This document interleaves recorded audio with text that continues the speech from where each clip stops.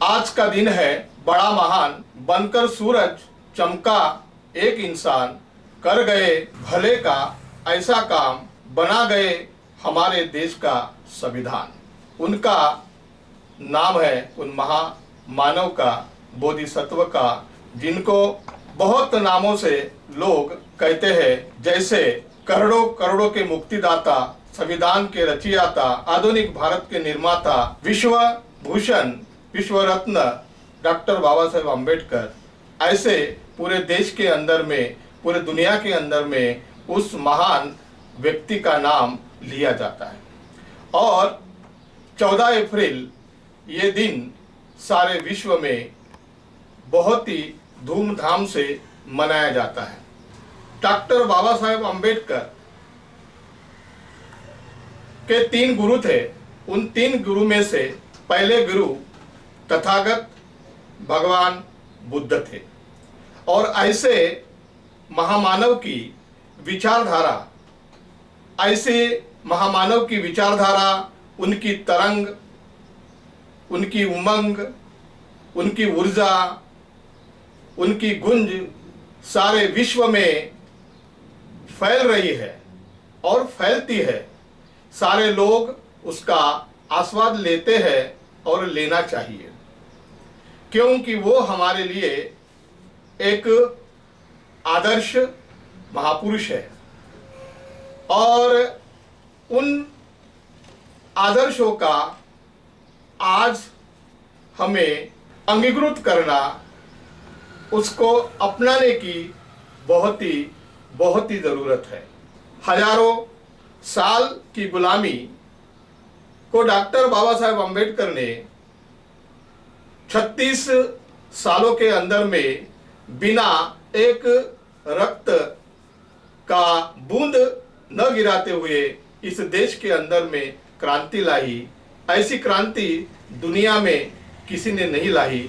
इस प्रकार की क्रांति इस देश के अंदर में एक महापुरुष, एक महामानव डॉक्टर भीमराव अंबेडकर इन्होंने लाया। इसलिए बाबा साहब कहते हैं उन लोगों के लिए ये मैसेज है कि जो अंधभक्त है, अंधविश्वासु है, श्रद्धा उनके रूट रूट में भरी हुई है, ऐसे लोगों के लिए बाबा साहब कहते हैं, मैं मूर्तियों में नहीं किताबों में हूँ, मुझे पूजने की नहीं, मुझे पढ़ने की जरूरत है। इस प्रकार बाबा साहब कहते हुए 14 अक्टूबर 1956 को पवित्र दीक्षा भूमि पर लाखों लोगों के सामने डॉक्टर बाबा साहेब अम्बेडकर ने महास्थवीर चंद्रमणि के हस्ते महिलाओं और पुरुषों के साक्षी में बौद्ध धर्म को अपनाया। बुद्धिस्ट इंडिया, अभी बुद्धिस्ट इंडिया है मतलब ये देश ही बुद्ध का देश है। यानी ईसा पूर्व 3000 से लेके तो 500 तक के अगर मैं बात कहूँ तो जो भारतीय पुरातन विभाग जो है, ये भारतीय पुरातन विभाग ने जहाँ जहाँ भी खनन किया है, खुदाई की है, तो वहाँ पे सभी के सभी बौद्धों के ही अवशेष निकले हुए हैं। अब ये बौद्धों के अवशेष निकलने का कारण यह है कि इस देश के अंदर में जो सम्राट अशोक जो हो गए, अभी सम्राट अशोक ये सम्राटों के सम्राट है। अभी उनके पिताजी भी सम्राट थे, उनका नाम है बिंदुसार, और बिंदुसार के जो पिता है वो है चंद्रगुप्त। मतलब चंद्रगुप्त भी सम्राट थे, बिंदुसार भी सम्राट थे और अशोक भी सम्राट। तो इन्होंने जो काम किया है, ये जो चंद्रगुप्त मौर्य जो साम्राज्य मतलब कहते हैं बिंदुसार और चंद्रगुप्त वो मौर्य साम्राज्य करके उन्होंने कहा है। और अशोक जो सम्राट है, इन्होंने उनसे भी ज़्यादा काम किया है। इतना ज़बरदस्त उन्होंने काम किया है कि उनका इतिहास के अंदर में अभी उनको 5 रानियाँ थी और 2 पुत्र थे। अभी एक पुत्र का नाम है महेंद्र और दूसरे पुत्री का नाम है संघमित्रा। अभी भंते जी के माध्यम से उनको जो बुद्ध फिलासफी जो है, बुद्ध का जो शिक्षण है, जो एजुकेशन है, वो उनको प्राप्त हुआ और वो वही अनुकरण करते थे अपने शासन के अंदर में, अपने लोगों को वही यानी मतलब धम्म का यानी प्रचार प्रसार करते थे। उनके कारकिर्द के अंदर में धम्म का बहुत ही प्रसार प्रसार हो गया। ये जो संघमित्रा है, उनकी पुत्री और उनका पुत्र महेंद्र, इन्होंने भी धम्म का देश विदेश के अंदर में प्रचार और प्रसार किया।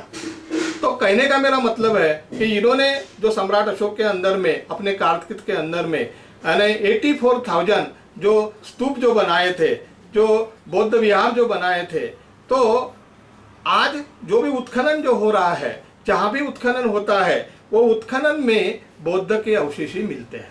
उदाहरण के तौर के ऊपर में मैं बताऊंगा कि भैया अपने ये विदर्भ के अंदर में भी जो खुदाई जो हो गई है, तो देखो कहाँ कहाँ खुदाई हो गई। जैसे विदर्भ के अंदर में नायकुंड है, माउरझरी है, भागीमरी, पौनार, भंडारा, टाकल घाट, कोंडीपुर, नागभीड़, चंद्रपुर, बल्लारपुर, टेकवाड़ा, ऐसे गांवों के अंदर में खुदाई हो गई है। और इस खुदाई के अंदर में क्या मिले हैं, तो मिट्टी के बर्तन, कुल्हाड़ी, कढ़ाई, बर्तन, तीर, सोने के रिंग, पत्थर के हथियार, इस प्रकार ये वस्तुएं वो खुदाई के अंदर में प्राप्त हुआ है। डॉक्टर बाबा साहब अम्बेडकर जी ने अपने ऐतिहासिक खोज ग्रंथों के अंदर में ये सब कुछ लिखा हुआ है, सब कुछ दिया हुआ है, हमको सिर्फ और सिर्फ पढ़ने की जरूरत है। ये इस भारत देश के अंदर में ऐसे बौद्धिस्ट राजा हो गए, बहुत सारे बौद्धिस्ट राजा हो गए, यानी जैसे कि नागा के उत्थान से भारत के राजनीतिक इतिहास में शुरुआत हो गई। और इसके पहले जो थे वो है यानी बिंबिसार, इस वंश के 5वें शासक थे, और शिशुनाग वंश के 413 ईसा पूर्व तक ये था। इस प्रकार से इस देश के अंदर में बुद्धिस्ट लोगों का इतिहास है, और ऐसे इतिहास के अंदर में ये नागों का देश है। जैसे कि मुचलिंद नाग करके भगवान बुद्ध को यानी मतलब वर्षा से बचाने के लिए उन्होंने उनकी रक्षा किए थे। वो एक राजा थे और उन्होंने उनकी सुरक्षा की थी। तो इस प्रकार ऐसे बहुत सारे बातें हैं कि जो यानी बुद्धिज्म से रिलेटेड है। भारत देश ये एक सोने की चिड़िया थी, और इस सोने की चिड़िया को उद्ध्वस्त करने का जो काम है यहाँ के मनुवादी व्यवस्था ने किया। अब वो मनुवादी व्यवस्था ने कैसा किया, क्या किया, इसके बारे में भी थोड़ा सा मैं आपके सामने में एक्सप्लेन करना चाहूँ। बाबा साहब ने लिखा हुआ है अपने किताब के अंदर में, खंड नंबर 18 भाग 3 पेज नंबर 206 और 210, उसमें बाबा साहब कहते हैं कि बौद्ध धर्मातील अनेक तत्वे हिंदू धर्मानी आत्मसात केली। ये इसमें बाबा साहब ने लिखा हुआ है। बाबा साहब कहते हैं कि अशोक सम्राट के ने अपने कारकिर्द के अंदर में काम तो बहुत किया, बहुत अच्छा काम किया, उनकी प्रशंसा करने लायक है, लेकिन उनके कारकिर्द के अंदर में उन्होंने जो कुछ ऐसा काम किया जिससे बुद्ध धम्म का पतन हो गया, और इसीलिए बाबा साहब उनको यानी दोषी करार करते हैं, जवाबदार समझते हैं। वो जैसा है कि जैसे कहते हैं कि भारतातून लोप कसा झाला, म्हणजे बुद्ध धम्म हा भारतातून लोप कसा झाला, म्हणजे त्याचा पतन कसं झाला, या प्रश्नाची उत्तरे अशी आहे की अशोक सम्राट यांनी आपल्या कारकिर्दीत बौद्ध धर्माशिवाय अशा अनेक धर्मांना प्रचाराची मुभा देऊन ठेवली की जे बौद्ध धर्माचे कट्टर दुश्मन होते। आता जे कट्टर दुश्मन होते उनको अगर बौद्ध धर्मा का उनको अगर मतलब वो प्रसार और प्रसार करने के लिए अगर उन्होंने लिया तो डेफिनेटली वो बुद्ध धर्म का पतन होगा, और वो पतन उसी तरह से हो गया है। अभी इसमें ऐसे बहुत सारी बातें हैं कि जो सम्राट अशोक के कारकिर्द में हुई। अभी एक आखिरी बात मैं बताऊंगा कि एक भयंकर ऐसी बात हो गई है जिसके वजह से पूरा बौद्ध धम्म का पतन हो गया। वो ऐसा कि अंतिम मौर्य सम्राट महाराज वृहदत्त इनका पुष्पमुत्र सिंह ने कूटनीति से वध किया और वध करके खुद सिंहासन पे बैठ गया और तब से बुद्धिज्म का पतन होना चालू किया। तो काफी सालों तक उसका पतन हुआ और फिर बाद में इसको उठाने के लिए महामानव बोधिसत्व परम पूज्य डॉक्टर बाबा साहेब आम्बेडकर ये आए और इन्होंने इसका इस देश के अंदर में क्रांति लाई, इस देश के अंदर में रिवॉल्यूशन लाया। देखो, काउंटर करने वाले लोग जो थे ये ब्राह्मणिज्म थे और ये ब्राह्मणिज्म हजारों साल से हमारे पीछे लगे हुए। तो इस देश के अंदर में ब्राह्मणिज्म ने हजारों साल राज किया, षड्यंत्र से वो आगे आते गए और हमारा पतन होते गया। इस प्रकार इस पतन को देखते हुए इस देश के अंदर में फिर ऐसे महामानव का जन्म हुआ जिनका नाम है डॉक्टर बाबा साहेब आम्बेडकर। और डॉक्टर बाबा साहेब आम्बेडकर इन्होंने इस देश के अंदर में ऐसी क्रांति लाई जो किसी ने नहीं लाया। सबसे बड़ी क्रांति अगर लाने वाले शख्स है तो डॉक्टर बाबा साहब आम्बेडकर है। मतलब 3600 साल के गुलामी को बाबा साहब अकेले सिंगल हैंड एक खून का कतरा भी न बहाते हुए इस देश के अंदर में क्रांति लाई।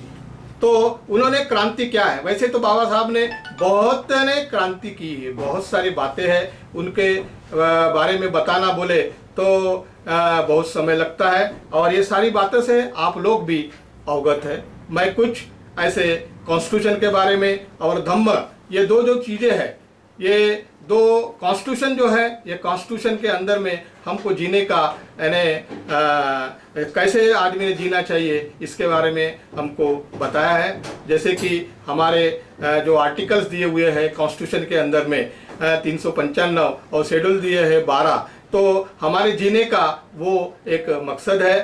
हमको कैसे जीना चाहिए, तो जीने के लिए और हमारे हक और अधिकार कैसे होना चाहिए, क्या हमारे हक और अधिकार है, ये कॉन्स्टिट्यूशन के अंदर में दिए हैं। हमने कॉन्स्टिट्यूशन को पढ़ना चाहिए, हमारे फंडामेंटल राइट्स क्या है ये भी हमने देखना चाहिए। कॉन्स्टिट्यूशन बहुत बड़ा है और वो हमारा सेफगार्ड है। Constitution is a destination of nation. हमको जैसे एक ग्रंथ दिया हुआ है बुद्ध और उनका धम्म, तो बुद्ध और उनका धम्म ये जो ग्रंथ है दुनिया के अंदर में ग्रेटेस्ट है, बहुत बड़ा है। अब बाबा साहब के कुछ ऐसे उदाहरण जो है मैं आपको देना चाहूँगा, उससे आपको ये समझ में आ जाएगा कि बाबा साहब की क्या इमेज है। कि जैसे बाबा साहब की इमेज जो है इंडिया के अंदर में इंडिया के लोग नहीं बताते, लेकिन विदेश के लोग बाबा साहब की बहुत ही तारीफ करते हैं, क्योंकि बाबा साहब उस प्रकार के व्यक्ति थे। उन्होंने देश में और दुनिया के अंदर में क्रांति लाया। एक उदाहरण के तौर के ऊपर में एक वियतनाम करके एक छोटा सा देश है और वो अमेरिका से भी बलशाली है। तो भाई अमेरिका को किस प्रकार से हराना चाहिए और कौन हरा सकता है, इस प्रकार की जो बात हुई उस ऊपर में अमेरिका को हराने के लिए एक महान और श्रेष्ठ भारतीय जो नेता है, भारतीय जो व्यक्ति है, उसने काम किया है। तो एक पत्रकार ने पूछा है वो महान व्यक्ति कौन है, तो वो बताते हैं बड़े सीना तान के और बहुत गर्व से ये बताते हैं कि डॉक्टर भीमराव अंबेडकर है। बाबा साहब भीमराव अंबेडकर का नाम लेते समय उनकी आंखों में एक वीरता भरी चमकी थी। आगे उन्होंने कहा, अगर ऐसे महान व्यक्ति ने हमारे देश में जन्म लिया होता तो हमारे सारे विश्व पर राज किया होता। मतलब बाहर के लोग ऐसे बोलते हैं और हमारे इंडिया के लोग और उनकी मूर्तियां तोड़ते हैं, उनके संविधान को छेड़छाड़ करते हैं। ये सारी जो प्रक्रिया जो हो रही है ये क्यों हो रही है, इसका कारण ये ब्राह्मणिज्म है। ये ब्राह्मणिज्म हमारे पीछे हजारों साल से लगा हुआ है। जो विदेश मंत्री एक बार इंडिया के अंदर में आया और इंडिया के अंदर में आके जो शेड्यूल था वो शेड्यूल के हिसाब से, जो नियोजित जो शेड्यूल था उस शेड्यूल के हिसाब से उन्होंने लाल किले के ऊपर में लेके गए और महात्मा गांधी की जो समाधि थी उसके ऊपर में लेके गए। तो जब लाल किला और समाधि ये देखने के बाद में उन्होंने ये कहा कि भाई डॉक्टर भीमराव अंबेडकर की समाधि किधर है, तब उनके होश उड़ गए और उन्होंने फिर वो चैत्य भूमि के ऊपर में उनको लेके गए। और चैत्य भूमि पे जाने के बाद में वो विदेश मंत्री जो थे उन्होंने उनको नमन किया और नमन करके वहाँ की मिट्टी अपने झोले में डाला। तब वो एक व्यक्ति उनको पत्रकार पूछता है कि भाई ये मिट्टी आपने झोले में क्यों डाला और अपने मस्तक को क्यों लगाया।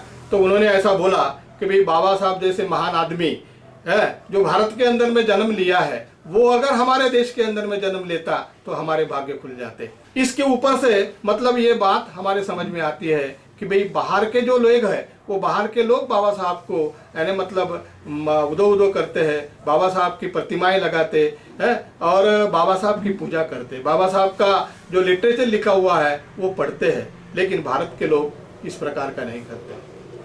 बाबा साहब ने ऐसा बहुत काम किया है, जैसे कुछ ऐसे काम है कि जो हमारे देश के लोगों के लिए किया है, जैसे कि रोजगार कार्यालय की स्थापना, कर्मचारी राज्य बीमा, काम का समय जो था 12 घंटे था उसको 8 घंटे उन्होंने किया, महिलाओं को प्रसूति अवकाश दिया, महंगाई भत्ता इसके बारे में कहा, अवकाश का वेतन, हेल्थ इंश्योरेंस, कानून, हड़ताल का अधिकार, प्रोविडेंट फंड, ऐसे बहुत सारे जो बातें हैं जैसे कि हीराकुंड बांध, दामोदर घाटी परियोजना, ओडिशा नदी परियोजना, भाकर नांगल बांध, ऐसे बहुत सारे, और भारतीय रिजर्व बैंक की स्थापना।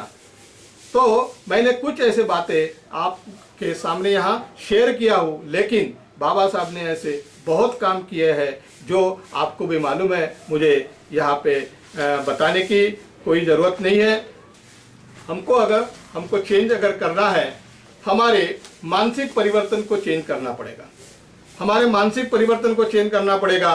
जैसे कि मानसिक परिवर्तन है, व्यवस्था परिवर्तन है, गुणभेद नष्ट करना है, जैसे इन सब बातों के ऊपर में हमको काम करना है। अगर ये हम अगर करेंगे और अपने मन को अगर बाबा साहब की विचारधारा से अवगत अगर करेंगे, बुद्ध की विचारधारा से अगर हम अवगत करेंगे, तो हम इस देश के अंदर में हमारा कल्याण कर सकते हैं और इस देश के अंदर में लोगों को सुखी कर सकते हैं और हमारा काम जारी रखना है। इस प्रकार से बातें कहते हुए मैं अपने वाणी को यही विराम देता हूँ। जय भीम, नमो बुद्धाय, जय प्रबुद्ध भारत।